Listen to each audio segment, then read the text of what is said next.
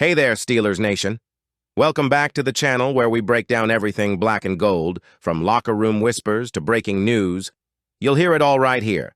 The Pittsburgh Steelers are working harder than ever to perfect their craft, sharpen every edge, and chase greatness in 2025.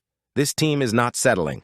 They're preparing, building, and fighting to deliver the kind of football that Steelers fans deserve. So if you love seeing the team evolve, if you're passionate about the black and gold, and if you're excited to see who will line up under center this year, smash that like button and subscribe so you don't miss a single update. Trust me, you'll want to be along for this ride.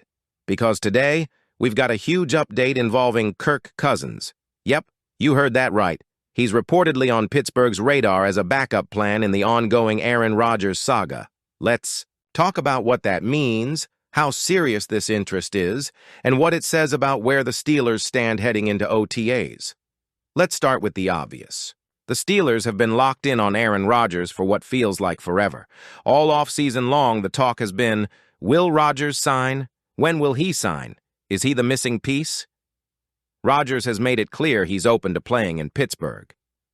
Reports say he'd do it for just $10 million, a massive discount for a future Hall of Famer.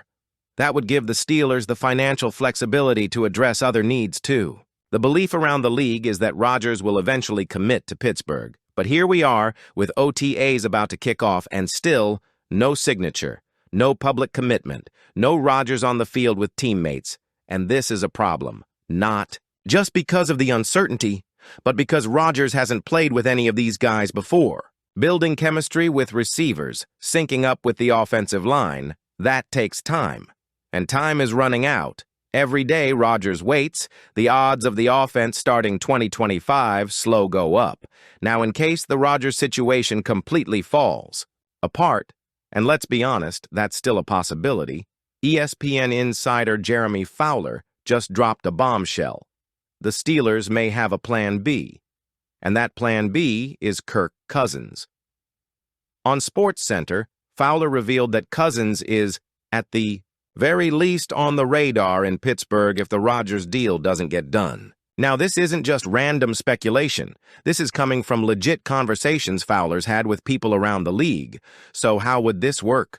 Cousins signed a huge contract with the Atlanta Falcons. He's owed $37.5 million guaranteed over the next 2 years.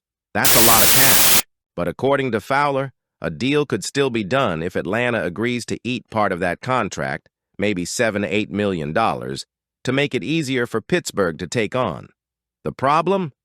Atlanta doesn't want to trade him, at least not right now. So why even talk about Cousins if the Falcons won't budge? Simple. The Falcons might not have much of a choice. Rookie quarterback Michael Penix Jr. finished strong last season and was taken with a top 10 pick.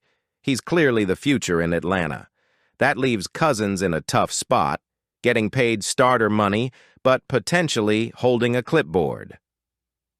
Cousins wants to start. He's not interested in being a backup. And there's real buzz that if any team has a window to swoop in and offer a clean fit, it's the Steelers. If Rodgers doesn't sign soon, Pittsburgh might be his only path to starting in 2025. And for Pittsburgh, that could be huge. Cousins may not be elite, but he's consistent, a true professional. And after years of quarterback drama, the Steelers could use some stability at the position. While we wait for Rodgers or Cousins, or someone, to claim the starting job, national media is starting to sound the alarm. On Monday, ESPN's Dan Graziano didn't hold back. He said flat out, Rodgers isn't MVP Rodgers anymore. This is a shell of the player he used to be. Graziano even compared him to Mason Rudolph and said their 2024 performances weren't that different. Ouch, it's a stinging comment. But is it fair? Rodgers didn't look great last year. Sure, he was coming off an Achilles injury, and yes, he had limited reps.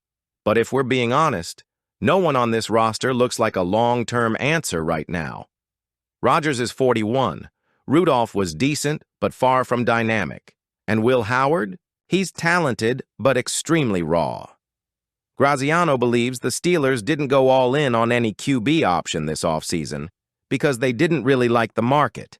They didn't chase Justin Fields. They didn't fight for Sam Darnold. They put They're chips on Rodgers, and that's a bet they still might win. But it's risky, because if Rodgers walks and Cousins stays in Atlanta, Pittsburgh is stuck. And let's face it, this franchise needs a quarterback to compete in 2025. The Steelers haven't had a top 10 offense in years. If they want to compete with teams like the Chiefs, Bills, or Bengals, they have to score points. The defense can't carry the load forever. That's why the QB decision is everything. Whether it's Rodgers, Cousins, or a dark horse we haven't seen yet, the Steelers need someone who can move the ball, lead the locker room, and make plays in crunch time. Waiting on Rodgers is one thing, but missing the opportunity to sign Cousins, if the Falcons get cold feet later, would be a nightmare scenario. And as each day passes, that possibility gets more real. We all know the legacy of Steelers football is built on tough, relentless defense. And guys like Cam Heyward have been at the heart of it for more than a decade. He's the tone setter, the enforcer. And even at 35 years old, Cam is still dominating offensive linemen every Sunday. In fact, 2024 was one of the best seasons of Heyward's career. That new extension, already paying off. He finished the year with 8 sacks, a first-team All-Pro selection, and yet another season where he made quarterbacks and offensive linemen miserable. But one of those sacks now has people talking, not because of the stats, but because of what was said during the play. Enter Jackson Powers Johnson, rookie center for the Las Vegas Raiders. He was a name some Steelers fans might remember from draft season. Pittsburgh was scouting him heavily, and he was even rumored to be high on the team's board before they ultimately landed Zach Frazier. Well, let's just say Powers Johnson got his welcome to the NFL moment, courtesy of Cam Heyward. Speaking on the Rush podcast with Raiders star Max Crosby, Powers Johnson told the story of facing Heyward in Week 6 of the 2024 season. And yeah, it sounds like Cam didn't just beat him physically, he got inside the rookie's head too. I gotta say, playing against Cam Heyward and giving up my first sack ever in my entire life, Powers Johnson admitted. He didn't beat me, I beat myself. I overset. He got me. And he said some choice words after. I really hope he comes back for another year, that's all I'm gonna say. That's right. Cam got the sack, talked some trash, and left. Such an impact that the rookie is publicly hoping for a rematch. But it wasn't just a sack. Powers Johnson had a rough outing overall in that 32-13 Steelers win. Not only did he give up that sack, he also committed an illegal man downfield penalty. That wiped out a Raiders touchdown. That drive, it ended in a fumble. Brutal. By his own words, it was probably the worst game of his rookie year, and it came against the Steelers' front. Now here's the thing. It's one thing to get humbled by a veteran like Cam Heyward. That happens. But it's another to publicly call the guy out afterward and hint that he said something over the line. Powers Johnson elaborated more on the podcast, saying, "My choice words were a couple of words. Then he said some things, about some things, and I just wasn't too fond of it. It's clear this wasn't just normal trash talk. This lit a fire in the rookie. But let's be honest, Steelers fans, that's what Cam does. He's been setting the tone for years. That edge, that aggression, that mental warfare. It's all part of why he's one of the best defensive leaders in the game. The rookie might not have liked it, but he better get used to it. Also, shout out to the Steelers' scouting department. Remember, they passed on Powers Johnson and ended up drafting Zach Frazier instead. After that Week 6 game, no one in Pittsburgh was second-guessing that decision. Frazier is tough, disciplined, and built for AFC North football. He doesn't just handle pressure, he lives in it. Powers Johnson may have potential, but he crumbled against the Steelers' front. And let's not forget, it wasn't just Cam Heyward in that game. Guys like TJ Watt and Alex Highsmith were swarming the Raiders all day. That defense is hungry, and they don't care if you're a rookie, a vet, or a Pro Bowler. They're coming for you. So, Steelers fans, I'll leave you with this. Do you want Kirk Cousins as a plan B if Rodgers walks away? Would you be comfortable giving up draft picks or paying part of that $37.5 million salary to bring Cousins to Pittsburgh? Or are you ready to ride with Mason Rudolph and Will Heyward if Rodgers leaves the team hanging? This quarterback situation is reaching a boiling point.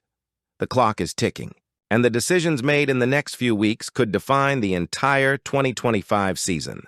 Drop your thoughts in the comments below. I want to hear from you. Who should start Week 1 for the Pittsburgh Steelers? And as always, if you enjoyed the update, hit that like button, subscribe to the channel, and turn on notifications so you never miss a beat. We've got more exclusive updates and fan-driven breakdowns coming your way all off-season long. Let's keep building this amazing community of Steelers fans. Until next time, stay strong, stay loyal, and let's go Steelers.